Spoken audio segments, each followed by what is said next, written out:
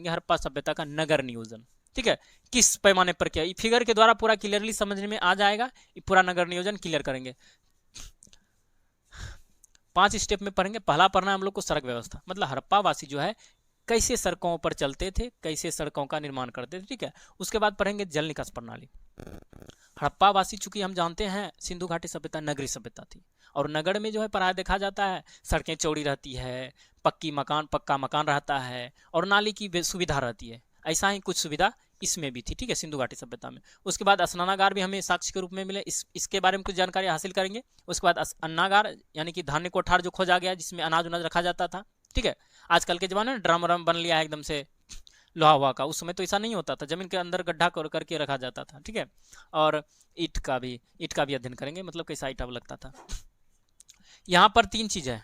अगर हम नगर नियोजन की बात करें तो नगर नियोजन के अंतर्गत 5 स्टेप में पढ़ेंगे। सबसे पहले पढ़ना हमको सड़क व्यवस्था, उसके बाद जल निकास प्रणाली, स्नानागार, अन्नागार और ईंट। मुख्य रूप से जानने को इसमें तुम लोग को 2 चीज जानना है, एक पहला सड़क व्यवस्था, दूसरा जल निकास प्रणाली। उसके बाद स्नानागार कुछ है, उसके बाद इधर बहुत कम इंपॉर्टेंट चीज है लेकिन इसे भी क्वेश्चन आता है। ठीक है, देखो इसमें जो है मकान लाल रंग से जो दिख रहा है तुमको, यहाँ पर मकान का आइकन है। उसके बाद नाला नीले कलर का है, पानी का संकेत भी से नीला, पानी भी नीला होता है इसलिए नीले कलर से दिखाई कि नाला है। उसके बाद ये काला कलर से जो है ये सड़क है। तो सभी व्यवस्था की चर्चा करें, पहले सड़क के बारे में डिस्कस करते हैं। हड़प्पा सभ्यता के नगर नियोजन का सबसे पहला विशेषता यहाँ की जो ना समतल एवं चौड़ी सड़कें थी। यहाँ का सड़क जो है बहुत ही समतल और चौड़ी होती थी। ठीक है, जरा चीजों को समझते हैं।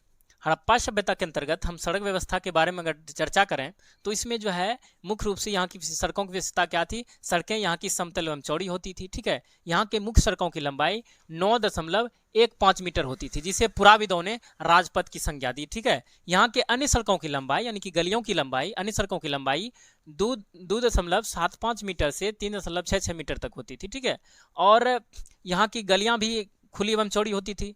ठीक है, उसके बाद जाल पद्धति के आधार पर नगर नियोजन होने के कारण सड़कें एक दूसरे को समकोण पर काटती थी, जिससे शहर कई टुकड़ों में विभाजित हो जाता था। इसे इतिहासकारों ने ऑक्सफोर्ड सर्कस की संज्ञा दी है। ठीक है, उसके बाद यहाँ की सड़कें जो है, यहाँ की सड़कें मिट्टी की बनी होती थी। ठीक है, और सड़कों की साफ सफाई के लिए समुचित व्यवस्था किया गया था। इसका मतलब क्या हुआ, सड़कों पर निश्चित अंतराल में गड्ढे खोदे गए थे या फिर कूड़ेदान को रखा जाता था। ठीक है, यहाँ की गलियां भी खुली एवं चौड़ी होती थी।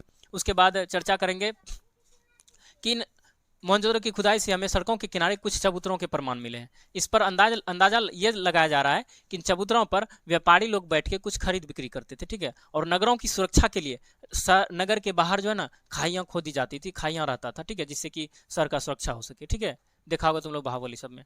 ठीक है, ये तुम्हारा हो गया सड़क व्यवस्था। उसके बाद जल निकास प्रणाली। याद रखना है सिंधु घाटी सभ्यता में नगर नियोजन की दूसरी प्रमुख विशेषता यहाँ की प्रभावशाली जल निकास प्रणाली थी। जल निकास प्रणाली प्रभावशाली कैसे थी, जरा देखो। यहाँ के जो है अधिकांश भवनों में निजी कुएं एवं स्नानागार होते थे। ठीक है, तो इन सभी रसोई घर, स्नानागार, कमरा, शौचालय इत्यादि सभी का पानी जो है एक गली की नाली में आता था, और गली की नाली को मुख्य सड़क के किनारे बनी पक्की नालियों से जोड़ा गया था। ठीक है, इस गली की नालियों को मुख्य सड़क के किनारे बनी पक्की नालियों से जोड़ा जाता था, और पक्की नाली को ढकने के लिए सिलाओं अथवा पत्थरों का इस्तेमाल किया गया था। और इनकी साफ सफाई के लिए, नालियों की साफ सफाई के लिए बीच बीच में मेन होल यानी नरमुखे बनाए गए थे। ठीक है, जिससे नालियों की सफाई बराबर किया जाता था। ठीक है, और इस मुख्य नाली के द्वारा कूड़ा कचरा वाला पानी जो है शहर के बाहर गिर जाता था। ठीक है, ये तुम्हारा हो गया। उसके बाद स्नानागार के बारे में याद रखना है। स्नानागार जो है तीसरा पॉइंट्स, मोहनजोदड़ो की खुदाई में हमें विशाल स्नानागार मिले हैं। अगर क्वेश्चन पूछे कि स्नानागार का अवशेष हमें कहाँ से मिले हैं, किन शहरों से, तो याद रखना है कि सबसे विशाल शहर जो हड़प्पा सभ्यता का सबसे बड़ा शहर मोहनजोदड़ो है, और मोहनजोदड़ो से ही विशाल स्नानागार का अवशेष हमें प्राप्त हुआ है। ठीक है, तो इन स्नानागार का क्या विशेषता था, तो स्नानागार में मुख्य रूप से पॉइंट्स को याद रखना।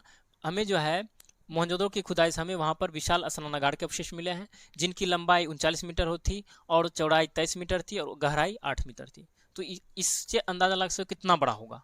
तो स्नानागार का लंबाई 39 मीटर, इसका अनुपात देखो, इसका विमा देखो, 39 मीटर लंबा, 23 मीटर चौड़ा, उसके बाद 8 मीटर गहरा था तुम्हारा स्नानागार। और स्नानागार में उतरने के लिए जो है पूर्व तथा पश्चिम की ओर सीढ़ियां बनी हुई थी। ठीक है, और स्नानागार के बगल में जो है चबूतरा बना होता था, साथ ही साथ कमरा होता था। शायद इन कमरों का इस्तेमाल कपड़ा उपड़ा चेंज करने के लिए किया जाता होगा। ठीक है, ऐसा अंदाज लगाया जा रहा है। और इनमें जो है कुओं द्वारा पानी स्वच्छ लाया जाता था और गंदे हुए पानी को भी बाहर निकालने की व्यवस्था थी। ठीक है, अब देखो इतना बड़ा विशाल स्नानागार हमें मिला, तालाब मिला एक तरह से कह सकते हो, तो इसका इस्तेमाल अंदाज लगाया जा रहा है। अनुष्ठानिक स्नान क्या होता है, जैसे यज्ञ होता है ना, पूजा पाठ बड़ा भयंकर, इकट्ठे 50-100 लोग नहा रहा है, तो वैसे करके शायद कहा जा रहा है कोनो पर्व त्योहार जैसे छठ पूजा में करते हो ना, उसी तरह से अंदाज लगाया गया कि जो विशाल स्नानागार हमें प्राप्त हुआ है, शायद इन स्नानागार का प्रयोग अनुष्ठानिक स्नान हेतु किया जाता होगा, यानी पूजा पाठ में कुछ यज्ञ में